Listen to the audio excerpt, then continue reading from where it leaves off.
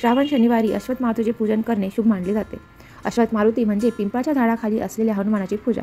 अश्वत्थ म्हणजे पिंपळाचे झाड आणि या झाडाखाली हनुमानाची मूर्ती असल्यास त्याला अश्वत्थ मारुती म्हणतात. श्रावणात विशेषतः शनिवारी अश्वत्थ मारुतीची पूजा करण्याची प्रथा आहे. याबद्दल एक पौराणिक कथाही आहे, ती मी तुम्हाला सांगते. एकदा भगवान विष्णूने धनंजय नामक विष्णुभक्त ब्राह्मणाची सत्वपरीक्षा घेण्याचे ठरवले. त्यानुसार त्यांनी धनंजयाला दरिद्री केले. परिणामी त्याच्या साऱ्या नातलगांनी त्याला एकाकी पाडले. ते थंडीचे दिवस होते. थंडीपासून स्वतःचे रक्षण व्हावे या हेतूने धनंजय सुकी लाकडे गोळा करून शेकोटी पेटवित असे.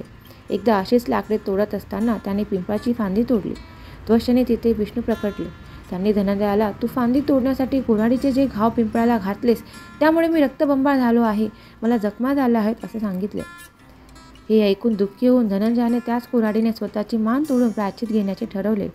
त्याची भक्ती पाहून भगवान विष्णू प्रसन्न झाले. त्यांनी धनंजयाला रोज अश्वत्थाची पूजा करण्यास सांगितले. त्याप्रमाणे रोज भक्तीने अश्वत्थाची पूजा करू लागला. पुढे कुबेराने त्याचे दारिद्र्य नष्ट करून त्याला विपुल धन द्रव्याने श्रीमंत केले. अशी ही अश्वत्थ पूजेची महती आहे. अश्वत्थ म्हणजे पिंपळाच्या झाडाची पूजेची महती.